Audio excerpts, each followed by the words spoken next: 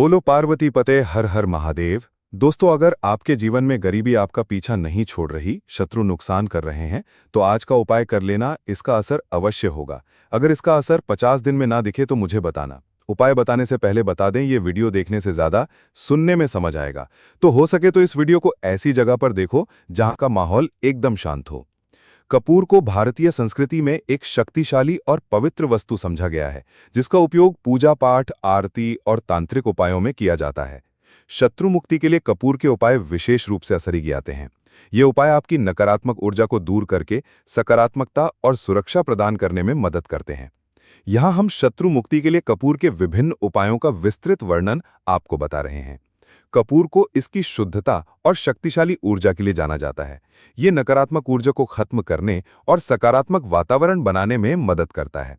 कपूर जलाने से वातावरण में मौजूद दोष और नकारात्मक शक्तियां समाप्त हो जाती है।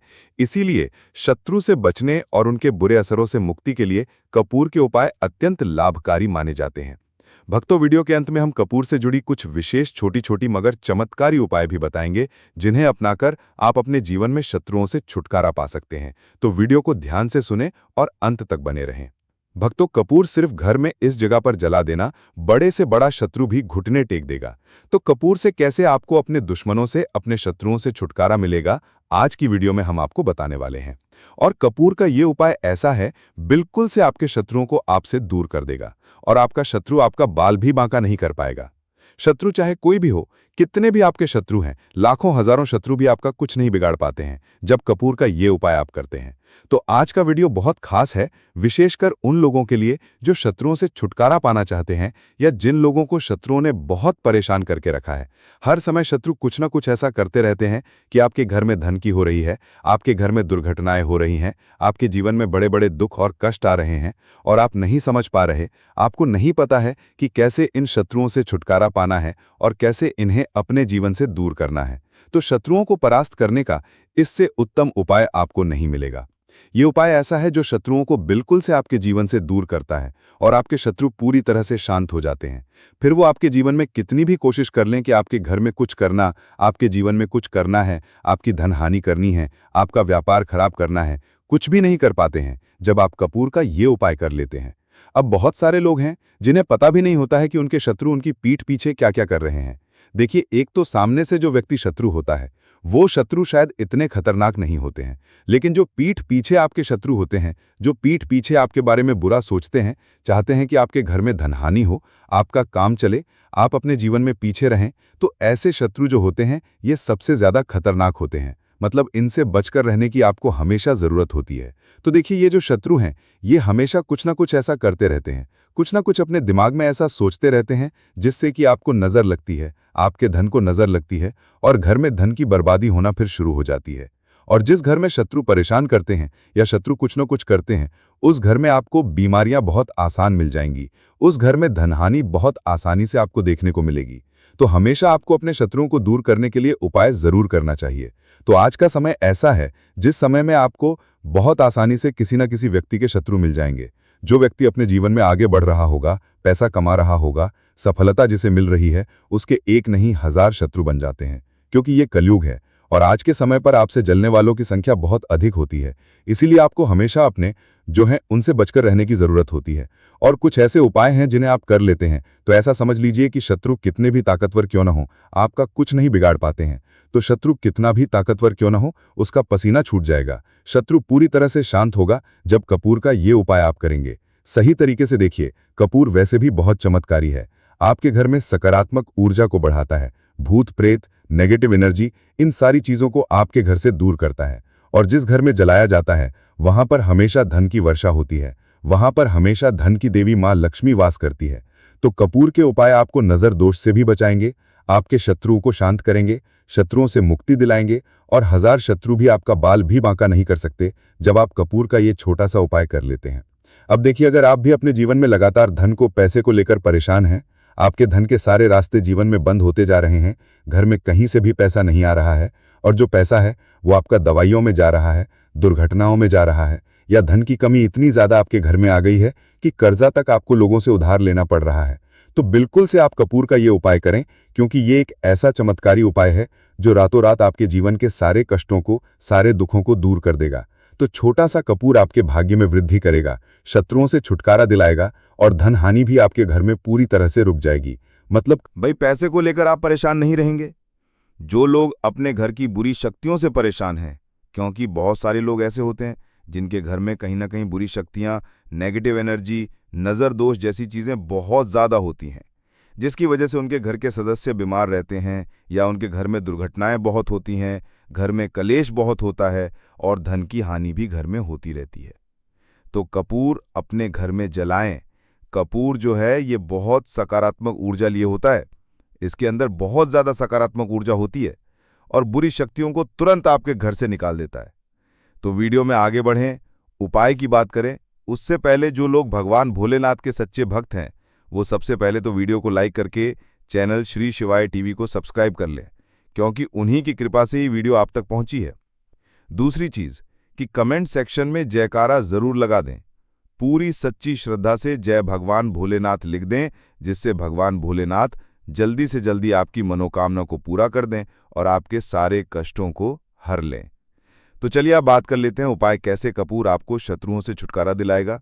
और कपूर जब आप अपने घर में जलाते हैं तो एक सुरक्षा कवच आपके घर में बना रहता है, जिसके बाद कोई भी बुरी शक्ति ना तो घर में घुस पाती है और अगर घर में होती भी है तो घर से तुरंत बाहर निकलती है। दूसरी चीज, नजर अगर किसी को लगी है तो वो नजर दूर हो जाती है और कभी किसी को नजर लगती नहीं है जब आप कपूर अपने घर में जलाते हैं। तो छोटा सा दिखने वाला कपूर आपके जीवन के बड़े बड़े कष्टों को, बड़े बड़े दुखों को दूर कर देता है। शत्रुओं की संख्या चाहे कितनी भी हो, चाहे एक शत्रु है, 1000 शत्रु है, वो भी आपसे दूर हो जाते हैं। आपको उन सारे शत्रुओं से छुटकारा दिलाता है ये छोटा सा कपूर। इसी के साथ जो लोग चाहते हैं कि माँ लक्ष्मी की कृपा घर पर बरसती रहे, हमेशा घर में पैसा धन आता रहे, बैंक बैलेंस बढ़ता रहे, तिजोरी धन से भरी रहे, वो लोग कपूर जरूर अपने घर में जलाएं। तो जब भी आप अपने घर में कपूर जलाते हैं, साथ ही साथ लौंग जला देते हैं, तो आपके घर में अष्टलक्ष्मी वास करती है। माँ लक्ष्मी की कृपा घर पर हमेशा बरसती है। जो लोग अपने घर में लौंग और कपूर जलाते हैं, इसका धुआं अपने घर में करते हैं, तो लौंग और कपूर जलाने का एक फायदा और है कि जब भी आप लौंग और कपूर अपने घर में जलाते हैं, ये धन को खींचने का काम करता है और सारी जितनी भी नेगेटिव एनर्जी है, बुरी शक्तियां होती हैं, इन्हें आपके घर से तुरंत दूर करता है। अब देखिए, मंगलवार का जो दिन है, ये दिन समर्पित होता है श्री हनुमान जी को।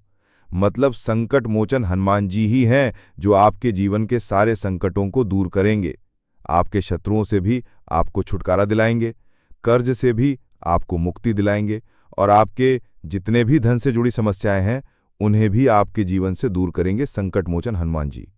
तो जो कपूर का उपाय आपको घर पर करना है वो मंगलवार के दिन करना है। तो बात कर लेते हैं उपाय को करना किस तरह से है, कितनी चीजें आपको लेनी है। तो सबसे पहले तो 3 कपूर लेने हैं, साथ ही साथ आपको लेनी है 5 साबुत लौंग। लौंग एकदम से साबुत लेनी है, टूटी हुई ना हो, खंडित ना हो।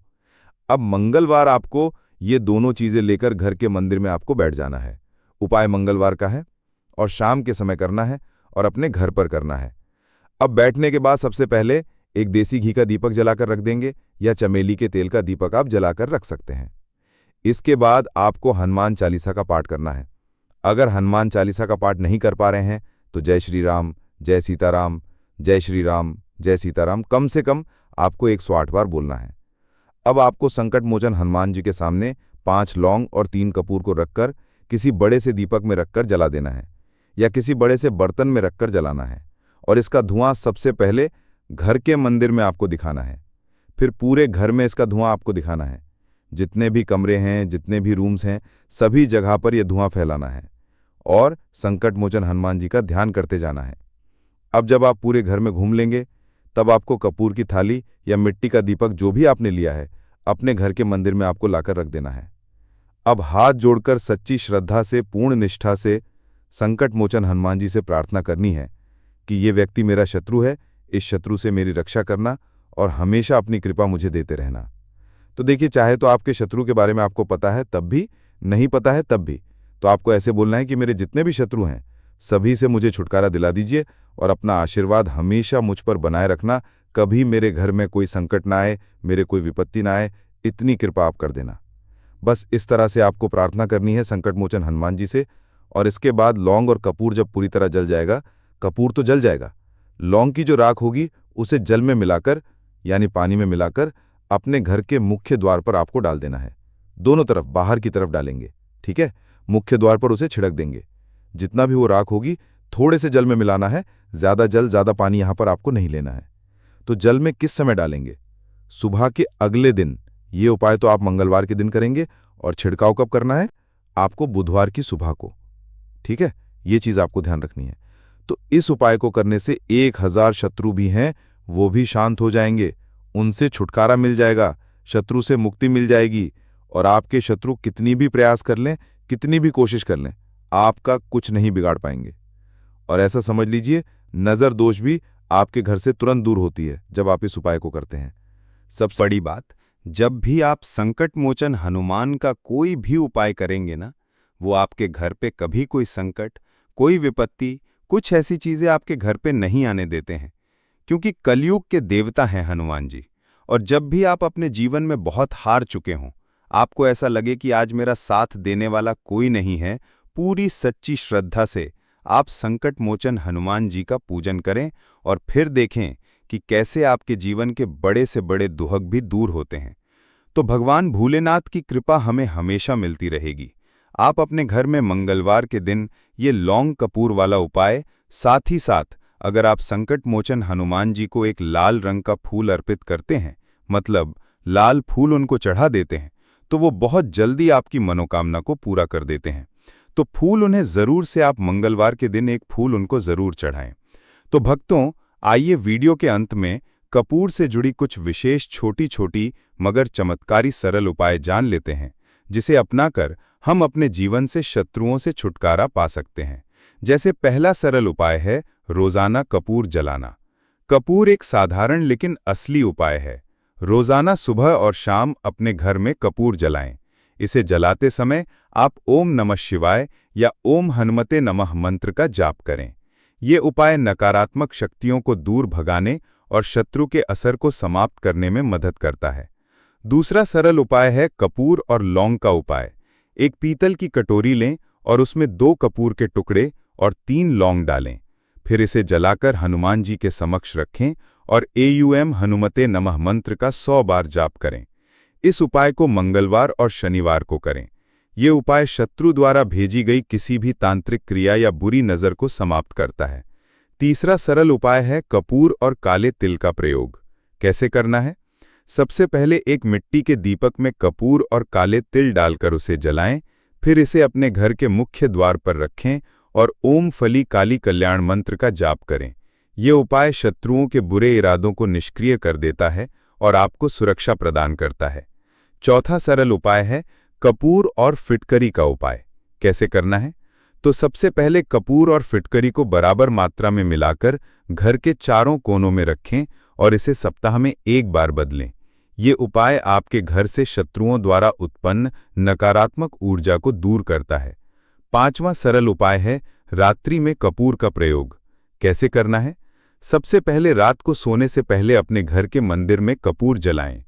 साथ ही इस मंत्र का जाप करें। ये मंत्र और कपूर संयोजन शत्रु को शांत करता है और उनकी बुरी सोच को समाप्त करता है। अगला विशेष तांत्रिक सरल उपाय है हनुमान जी के सामने कपूर जलाना। कैसे करना है? सबसे पहले किसी भी मंगलवार और शनिवार को हनुमान जी के समक्ष कपूर जलाएं। फिर एयूएम हनुमते रुद्रात्मक स्वाहा इस मंत्र का 11 बार जाप करें। ये उपाय शत्रुओं के मानसिक और शारीरिक असर को कमजोर करता है। अगला सरल उपाय है कपूर और लाल धागे का उपयोग करना। कैसे करना है? सबसे पहले एक लाल रंग का कपड़ा लें और उसमें कपूर के टुकड़े रखें। फिर इसे अपने दाहिने हाथ से घुमाकर शत्रु का नाम लेते हुए किसी बहते जल में प्रवाहित कर दें। ये उपाय शत्रु की ऊर्जा को समाप्त करता है और आपको सुरक्षित रखता है। अगला सरल उपाय है कपूर का तावीज बनाना। कैसे बनाना है? सबसे पहले एक कपूर को पीसकर एक चुटकी काले तिल और चांदी की छोटी शीशी में भरें। फिर जिजेड इसे लाल धागे में बांधकर अपने गले या दाहिने हाथ में पहनें। ये तावीज आपको हर तरह की नकारात्मकता और शत्रु बाधाओं से बचाता है। अगला सरल उपाय है कपूर और नींबू का उपाय कैसे करना है? सबसे पहले एक नींबू को 4 हिस्सों में काटें और उसमें कपूर के छोटे टुकड़े डालें। फिर आप इसे अपने शत्रु का नाम लेते हुए किसी सुनसान जगह पर रख दें। ये उपाय शत्रु की नकारात्मकता को रोकने और उनकी बुरी सोच को निष्क्रिय करने में मदद करता है। भक्तों, आइए कपूर जलाने के चमत्कारिक, आध्यात्मिक और वैज्ञानिक लाभ जिसे जान लेते हैं। जैसे कपूर वातावरण को शुद्ध करता है और सकारात्मक ऊर्जा फैलाता है। कपूर शत्रु की बुरी नज़र और तंत्र मंत्र से सुरक्षा प्रदान करता है। कपूर मानसिक शांति और आध्यात्मिक शक्ति को बढ़ावा देता है। कपूर शत्रु के नकारात्मक असर को कम करता है और आपको आत्मविश्वास प्रदान करता है। भक्तों, शत्रु मुक्ति के लिए कपूर के उपायों के साथ मंत्र जाप करना अनिवार्य है। जो आगे के वीडियो में हम कुछ महत्वपूर्ण मंत्र आपको बता रहे हैं, आप चाहें तो इसे किसी कॉपी में नोट करके रख लें। पहला है हनुमान मंत्र। ये शत्रुओं के नकारात्मक असर को समाप्त करने में मदद करता है। दूसरा है दुर्गा मंत्र। ओम इस मंत्र का जाप करने से दुर्गा माता की कृपा हासिल होती है और शत्रु शांत हो जाते हैं। तीसरा है शिव मंत्र। ओम सुगंधि। ये मंत्र शत्रुओं से मुक्ति दिलाने और आपके जीवन में शांति लाने में सहायक होता है। भक्तों, इन सभी उपायों को करते समय कुछ सावधानियां और सलाह है जिसे जानना बहुत ही आवश्यक है। जैसे कपूर के उपाय लेते समय पूरी निष्ठा और विश्वास रखें। अगला सावधानी है, पूजा स्थान को साफ सुथरा रखें और सकारात्मक सोच बनाए रखें। अगला सावधानी है, उपाय करने से पहले स्नान करके शुद्ध हो जाएं। अगला सावधानी है, कोई भी उपाय करने के दौरान शत्रु का नाम बार बार मन में लें, लेकिन इसे दूसरों के सामने ना बोलें। अगला सावधानी है, यदि उपाय जटिल लगता है तो किसी अनुभवी व्यक्ति या पंडित की सहायता लें। भक्तों, कपूर के उपाय शत्रु मुक्ति के लिए अत्यंत असरी है। यह आपके जीवन में ऊर्जा का संचार करता है और शत्रुओं के बुरे असरों से आपको बचाता है। इन उपायों को नियमित रूप से करने से न केवल शत्रु बाधाओं से मुक्ति मिलती है, बल्कि मानसिक शांति और आत्मविश्वास भी बढ़ता है। पूरी श्रद्धा और विश्वास के साथ इन उपायों को करें और अपने जीवन को सुखद बनाएं।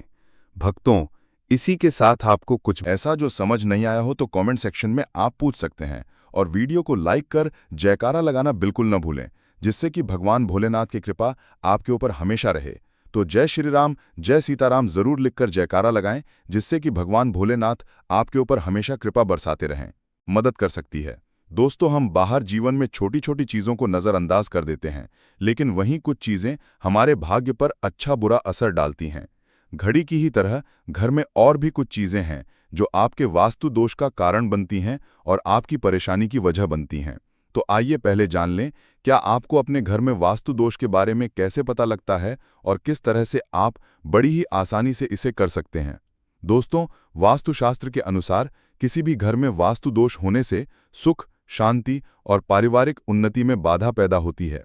वास्तु दोष के कारण पनपने वाली नकारात्मक ऊर्जा से व्यक्ति के भाग्य पर बुरा असर पड़ता है। साथ ही घर के लोगों को कई तरह की परेशानियों का सामना करना पड़ता है। दोस्तों, शास्त्रों के अनुसार अगर हम ये छोटे मोटे उपाय कर लें तो अपने घर नेगेटिव एनर्जी से छुटकारा पा सकते हैं। तो आइए जानते हैं, लेकिन उससे पहले दोस्त आपसे रिक्वेस्ट है कि वीडियो को लाइक करें, अपने दोस्तों के साथ शेयर करें और अगर आपने अभी तक चैनल श्री शिवाय टीवी को सब्सक्राइब नहीं किया तो सब्सक्राइब करके बेल आइकॉन जरूर प्रेस कर लें। दोस्तों, नंबर 1, जीवन में तरक्की पाने के लिए रोज पहली रोटी गाय को दें। पीपल को जल चढ़ाएं और चींटियों को मिला आटा दें। तांबे के लोटे में जल लाल चंदन मिलाकर रात को अपने सर के पास रखकर सो जाएं। सुबह उस जल को तुलसी को चढ़ा दें। ऐसा करने से आपकी परेशानियां धीरे धीरे दूर हो जाएंगी। नंबर 2, वास्तु के मुताबिक अगर आपके घर में तिजोरी है और आप उसके सामने शीशा लगा दें तो इससे धन में बरकत होती है। व्यापारी लोग अपने कैश बॉक्स के सामने शीशा लगाएं, इससे आपके ग्राहक बढ़ेंगे। दोस्तों, 3, झाड़ू पोछा कभी भी खुले में नहीं रखना चाहिए। इन्हें हमेशा छिपाकर रखना चाहिए और झाड़ू कभी भी रसोई में नहीं रखनी चाहिए। नंबर 4, शौचालय का दरवाज़ा हमेशा बंद होना चाहिए। माना जाता है कि घर की नकारात्मक ऊर्जा शौचालय में ही वास करती है। ऐसे में अगर शौचालय का दरवाज़ा खुला रहता है तो नकारात्मक ऊर्जा आपके घर में प्रवेश करती है। नंबर, घर में सुख शांति के लिए कपूर को घी में डुबाकर सुबह शाम जलाना चाहिए। इससे घर में वास्तु दोष भी कम होता है और रह रहे सदस्यों के जीवन की परेशानियां दूर होती हैं। दोस्तों, नंबर 6, दुर्घटना से बचने के लिए शाम को हनुमान चालीसा के बाद कपूर जरूर जलाना चाहिए।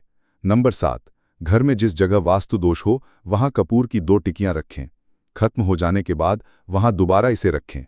नंबर 8, अस्त के बाद कभी भी किसी को दूध, दही या प्याज नहीं देना चाहिए, ये भाग्य में बाधक भी बन सकता है। नंबर 9, घर के मुख्य द्वार पर कूड़ादान कभी भी ना रखें। नंबर 10, घर में टूटा हुआ शीशा कभी भी नहीं होना चाहिए। नंबर 11, अच्छे भाग्य के लिए सुबह नहाते समय पानी में थोड़ा सा कपूर का तेल मिलाएं। शनिवार को चमेली का तेल भी मिला सकते हैं। नंबर 12, लक्ष्मी की कृपा पाने के लिए रोज रात को रसोई अच्छी तरह से साफ करके चांदी की कटोरी में कपूर और लौंग जलाएं। ये प्रक्रिया रोज की जाए तो घर में बरकत बनी रहती है और मां लक्ष्मी जल्द ही ऐसे घर से आकर्षित होती हैं। ऐसे घरों से नकारात्मकता हमेशा दूर रहती है। दोस्तों, नंबर 13, घर के सोने वाले कमरे में पौधे नहीं लगाने चाहिए, इससे आपके ऊपर नकारात्मक असर हावी हो सकता है। नंबर 14, घर में पौधे लगाते समय पानी में सेंधा नमक डालें। सादे नमक का भी आप उपयोग कर सकते हैं, लेकिन दोस्तों ज़्यादा फलदायी होता है। आपको शुभ फल जल्द ही हासिल होंगे। दोस्तों, घड़ी की सही दिशा आपके जीवन को भी सही रास्ता दिखाने में मदद कर सकती है। इसके अलावा कैलेंडर को किस जगह लगाना चाहिए और किस जगह पर नहीं, ये भी हम जानेंगे। सबसे पहली बात जिसकी हम बात करेंगे वो है दोस्तों घड़ी का आकार यानी घड़ी की शेख। दोस्तों, शास्त्र के अनुसार गोलाकार की घड़ी या अंडाकार घड़ी सबसे उत्तम मानी जाती है, पर आजकल देखा जा रहा है कि बाजार में कई तरह की घड़ियां मौजूद हैं जिसमें घर के सदस्य या भगवान की तस्वीरें और फोटो भी लगी होती हैं। लेकिन दोस्तों, आपको बता दें कि घड़ी के साथ तस्वीरें लगाना बिल्कुल भी सही नहीं है। इससे आपके घर के सदस्यों के जीवन पर समय का असर देखने को मिल सकता है। और की तस्वीर घड़ी में बिल्कुल भी नहीं लगानी चाहिए, क्योंकि भगवान की तस्वीर को रोज धूप, दीप, अगरबत्ती और पूजन की आवश्यकता होती है, और घड़ी तो कई महीनों तक धूल में पड़ी रहती है। इससे भगवान का अपमान होता है और ये शुभ नहीं माना जाता। हो सके तो घड़ी का आकार गोल और अंडाकार ही पसंद है। घड़ी का गोल या अंडाकार होना हमारी पृथ्वी के आकार को दर्शाता है, जो को और घड़ी में नुकीले कोण होते हैं, और वास्तु के अनुसार नुकीली चीजें नकारात्मक ऊर्जा का संचार करती हैं। दोस्तों, अगली बात जिसका आपको ख्याल रखना है वो ये है कि घड़ी को स्वच्छ रखें, साफ सफाई का ध्यान रखें, धुलना जमा न होने दें और कहीं से भी घड़ी टूटी फूटी नहीं होनी चाहिए। दोस्तों, जैसा कि हम सभी चाहते हैं कि हमारे जीवन में सब अच्छा और बेहतर होता रहे, तो उसके लिए हम खुद को संवारे रखते हैं, नए कपड़े और नए आभूषण पहनते हैं। उसी तरह अपने घर की घड़ी को स्वच्छ और नए जैसा ही रखना चाहिए। ये कहीं से भी टूटी फूटी नहीं होनी चाहिए। समय समय पर घड़ी पर छड़ी, धूल और जालों को साफ करते रहें, जिससे आपका भाग्य भी धुंधला नहीं पड़ेगा। दोस्तों, कई घरों में आदत होती है कि पुरानी घड़ी को बनवाकर ही चलाते रहते हैं। एक जगह नई घड़ी आई तो पुरानी किसी और जगह लगा देते हैं। कृपया ध्यान रखें, घर में पुरानी या फिर टूटी हुई या धूल चढ़ी हुई और बंद गाड़ी तो बिल्कुल भी ना रखें, क्यों इससे घर में नकारात्मकता और दरिद्रता का वास होने लगता है। बंद पड़ी घड़ी तो घर में रखने से व्यक्ति के जीवन में नए अवसर नहीं आते और वो अपने कार्य में सफलता हासिल नहीं कर पाता। अगली बार जिसका आपको ध्यान रखना है वो है घड़ी की सही दिशा। घड़ी को कभी भी दक्षिण दिशा में नहीं लगाना चाहिए। दक्षिण दिशा यमलोक की दिशा मानी जाती है। काल का अंतिम चक्र यहीं से शुरू होता है। इसीलिए वास्तुशास्त्र में इस दिशा को घड़ी के लिए अशुभ माना गया है। घर में घड़ी को उत्तर दिशा, पूर्व दिशा या पश्चिम दिशा में आप लगा सकते हैं, लेकिन ध्यान रखें कि घड़ी को कभी भी मुख्य द्वार, कमरे के दरवाजे या आने जाने के लिए उपयोग किए जाने वाले दरवाजे के ऊपर कभी भी नहीं लगाना चाहिए। इससे समय का असर आपके आने जाने की गति और दिनचर्या पर पड़ सकता है। दोस्तों, घड़ी के साथ कैलेंडर का भी ध्यान रखें। जहां घड़ी समय का चिन्ह है तो वहीं कैलेंडर उससे जुड़ी तारीखों का लेखा जोखा बताता है। कैलेंडर को पूर्वी और उत्तरी दिशा की दीवार पर कभी भी नहीं लगाना चाहिए। यह इससे वास्तु दोष उत्पन्न होता है। और कृपया करके अपने घरों में नए कैलेंडर के साथ पुराना कैलेंडर कभी भी ना लगाएं। दोस्तों, घड़ी और कैलेंडर दोनों ही आने वाले समय के सूचक हैं, जो आगे बढ़ने की प्रेरणा देते हैं। उन्हें समय के अनुसार ही लगाना चाहिए। इस बात का हमेशा ध्यान रखें कि घड़ी का समय हमेशा सही होना चाहिए। बहुत से लोगों की आदत होती है घड़ी का समय आगे या पीछे रखते हैं, तो ये गलती आप ना करें। समय हमेशा सही रखें। इससे आपको कभी भी समय का कालचक्र और दुष्ट परिणाम हासिल नहीं होता। ये छोटा सा आप जरूर करके देखिए दोस्तों। छोटी छोटी बातें हैं जिनका आपको ध्यान रखना है। दोस्तों, रखी हुई घड़ी और पुराना कैलेंडर आपके भाग्य को भी रुकावटों से भर देता है। इसीलिए वक्त के साथ आगे बढ़ते रहने के लिए घड़ी और कैलेंडर को बदलते रहिए। और कैलेंडर को कभी भी अपने सोने के कमरे में ना लगाएं, ना ही इसे कभी मुख्य द्वार पर टांगें। ये शुभ नहीं माना जाता। पुरानी घड़ी को दान में देना शुभ माना जाता है। इससे आपके जीवन से बुरा समय निकल जाता है। इसीलिए अगर आपके घर में कोई पुरानी घड़ी है जो टूटी फूटी ना हो और खराब ना हो, तो वो आप किसी जरूरतमंद को दान में जरूर दें। दोस्तों, हमारे हिंदू संस्कृति में प्रत्येक घर में प्रतिदिन पूजा पाठ करने की परंपरा है। और इसके लिए सभी अपने घरों में अपने आराध्य का छोटा सा ही क्यों ना हो परंतु एक मंदिर अवश्य ही बनाते हैं। नियमित पूजा पाठ करने से न सिर्फ मानसिक शांति मिलती है, बल्कि पूरे घर में सकारात्मक ऊर्जा भी व्याप्त हो जाती है। परंतु ये बात भी सच है कि पूजा पाठ करने के कुछ नियम भी होते हैं, जिन्हें यदि हम कर देते हैं तो हमें हमारी पूजा का पूरी तरह से फल हासिल नहीं होता। पूजा करने के नियम प्राचीन काल से ही चले आ रहे हैं, जो कि एक ठोस धरातल पर आध्यात्मिक और वैज्ञानिक दोनों ही दृष्टिकोण से ध्यान में रखकर बनाए गए हैं। इसलिए हमें इन नियमों को बिल्कुल भी अनदेखा नहीं करना चाहिए। ऐसा ही एक महत्वपूर्ण नियम है नाद, यानी कि पूजा करते समय हम जब घंटी बजाते हैं, उसे बजाने के लिए शास्त्रों ने कुछ नियम निर्धारित किए गए हैं। शास्त्रों में देवताओं के सामने घंटी बजाने का बहुत अधिक महत्व बताया गया है, जिसे हम इस कृष्ण श्लोक के द्वारा समझ सकते हैं। आगम अर्थात मतु देवाना, गमन अर्थात तु राक्षसाम, घंट्यार्थ रावम कुरु मिया दो देवता आवाहन लचरण। इसका अर्थ है कि घंटी बजाने से देवताओं का आगमन और राक्षसों का गुमान होता है, और जो घंटियां हमारी राक्षसों से रक्षा करती है उसे हमारा नमन है। तो चलिए दोस्तों, जान लेते हैं कि पूजा करते समय जब हम घंटी बजाते हैं तो उसके पीछे क्या कारण है, घंटी को बजाने के क्या नियम हैं, और पूजा के वक्त घंटी बजाते समय होने वाली गलतियां कौन सी हैं जो हमें भूल कर भी नहीं करनी चाहिए। दोस्तों, क्या आपने कभी अपने घर के मंदिर में रखी हुई घंटी को ध्यान से देखा है? अगर आप ध्यान से देखेंगे तो आपको घंटी के ऊपरी हिस्से पर, यानी जहां से हम इसे पकड़ते हैं, उस पर गरुड़ बना हुआ दिखता है। अंततः घर पर जो हम घंटी इस्तेमाल करते हैं उसे गरुड़ घंटी कहा जाता है। पूजा करते समय गरुड़ घंटी का उपयोग भगवान को आमंत्रित करने अर्थात भगवान का आवाहन करने के लिए किया जाता है, जिससे एक सुंदर ध्वनि से भगवान का आवाहन करने का आभास होता है। जब हम विधि विधान से पूजा करते हैं तो उसमें घंटी का उपयोग अवश्य रूप से करते हैं। पूजा संपन्न होने पर आरती करते समय भी विशेष रूप से नाद होना चाहिए, नहीं तो हमारी पूजा आधी अधूरी मानी जाती है। परंतु हम में से अधिकांश लोग इसे मात्र एक सामान्य प्रक्रिया मानते हैं और पूजा करते समय घंटी बजाना भूल जाते हैं। तो आइए जानते हैं उन नियमों के बारे में। मतलब आज की वीडियो पूरी तरह से आपके प्रश्नों पर आधारित है, जिनका उत्तर मैं आपको शास्त्रों के अनुसार देने का पूरा प्रयास करूंगा। तो वीडियो को पूरा जरूर देखें, और अगर आपको आज की वीडियो अच्छी लगे तो इसे लाइक जरूर कीजिए। जय मां लक्ष्मी। आपके इस वीडियो को जो भी लाइक और चैनल श्री शिवाय टीवी को सब्सक्राइब करें, उसके जीवन में कभी भी धन की कमी ना होने देना। दोस्तों, हमारे प्राचीन शास्त्र की मान्यता है कि सृष्टि के निर्माण के समय जो सबसे पहले बड़ी सी ध्वनि निकली थी, वो घंटी की आवाज के समान सुनाई दी थी। घंटी की ध्वनि में ओंकार नाद का भी आभास होता है, इसीलिए घंटी को ईश्वर की आवाज मानते हुए पूजा में स्थान मिला है। इसीलिए घंटी का कभी भी अपमान न करें, और जिस तरह से देवी देवता की पूजा की जाती है वैसे ही घंटी की भी पूजा करनी चाहिए। दूसरी बात, घंटी को प्रणाम करके ही उसे बजाना चाहिए। बिना प्रणाम किए घंटी बजाना अच्छा नहीं समझा जाता। दोस्तों, आपने अक्सर ये महसूस किया होगा कि पूजा करते समय जैसे ही घंटी बजाई जाती है तो पूरे घर के साथ साथ संपूर्ण वातावरण शुद्ध और पवित्र सा हो जाता है और चारों ओर सकारात्मकता फैल जाती है। परंतु यदि हम नियमों को नज़रअंदाज कर देते हैं तो हमें इसका संपूर्ण फल नहीं मिल पाता है।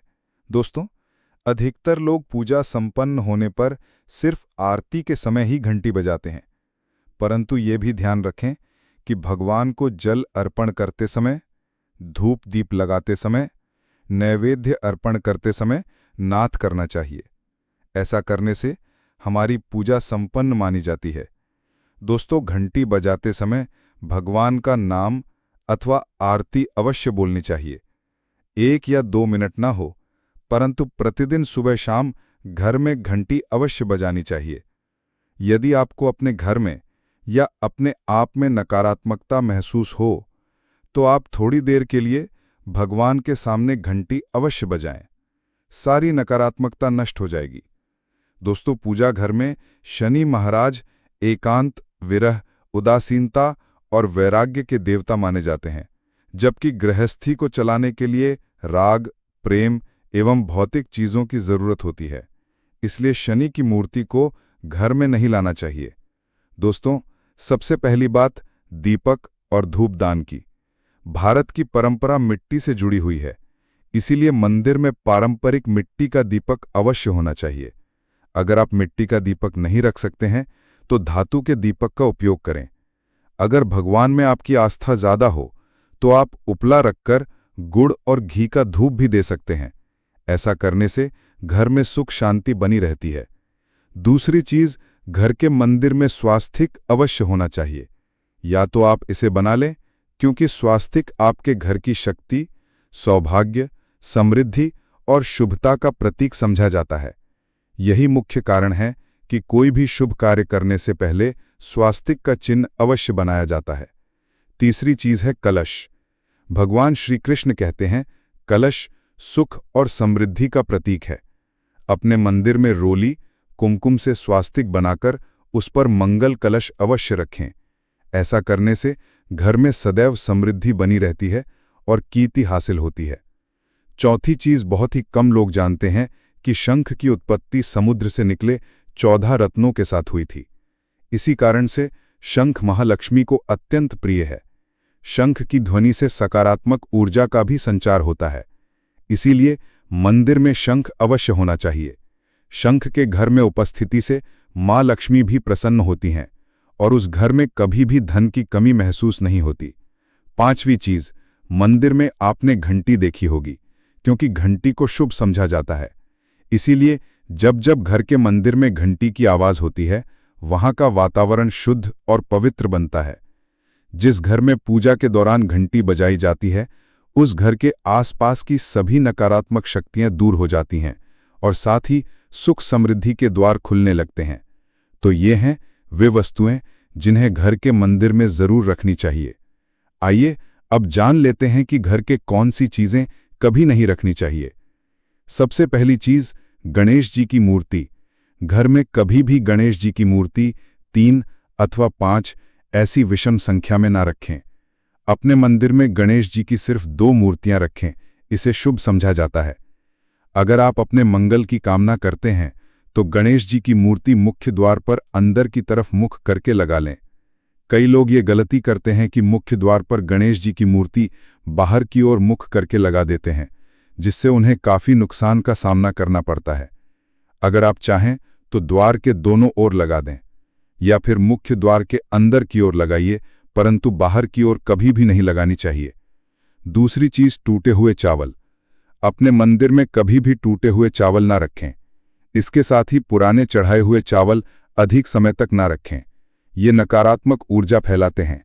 ये बात भी ध्यान रहे कि आप मंदिर में रखने वाले चावलों का इस्तेमाल हल्दी में भिगोकर ही करें, इससे अधिक शुभ परिणाम मिलेंगे। 3 की तस्वीरें।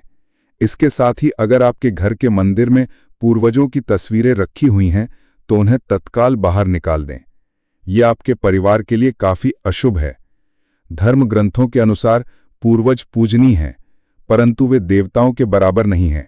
इसलिए अपने पूजा घर में कभी भी मृत परिजनों की तस्वीरें ना रखें, ये आपके लिए अशुभ संकेत है। इसके परिणाम भी काफी घातक हो सकते हैं और मंदिर का वातावरण भी नकारात्मक हो सकता है। इसके अलावा अगर साधु संत को मानते हैं तो उनकी तस्वीर भी घर की किसी दीवार पर लगाएं, उसे पूजा घर में भूल से भी ना रखें। ये घर के वातावरण को नकारात्मक बनाता है। इसके साथ ही मां काली काल भैरव की मूर्तियां भी पूजा घर में नहीं रखनी चाहिए। और हां दोस्तों, ध्यान रहे कि मां लक्ष्मी के खड़े स्वरूप की पूजा मत कीजिएगा, क्योंकि मां लक्ष्मी हमेशा बैठी हुई मुद्रा में होती हैं। इसलिए उनके बैठे हुए स्वरूप को ही पूजना सही है। चलिए दोस्तों, अब हम आपको बताते हैं उन अति महत्वपूर्ण चीजों के बारे में जो आपके पूजा घर में होनी ही चाहिए। धर्म ग्रंथों में इन चीजों को अत्यधिक पवित्र और खुशहाली के साथ साथ समृद्धि का प्रतीक समझा गया है। ये चीजें आपको खुशियों की चौखट पर खड़ा करती हैं, इसलिए ये आपके मंदिर में होनी ही चाहिए। गंगा जल। गंगा जल की पवित्रता के बारे में तो आप जानते ही होंगे। मां गंगा जो हर किसी के पापों को धूल देती है, लोगों को देती हैं। अगर आप भी अपने जीवन में सुख और शांति कायम रखना चाहते हैं तो घर के मंदिर में गंगा जल होना ही चाहिए। इसके लिए आप एक तांबे के पात्र में गंगा जल को भरकर रख सकते हैं। यह आपके परिवार में सुख शांति का प्रतीक है, जो घर की पवित्रता को भी बनाए रखता है। इसलिए कभी भी प्लास्टिक की बोतल या अपवित्र बर्तन जैसे स्टील या लोहे के बर्तनों में गंगा जल नहीं रखना चाहिए।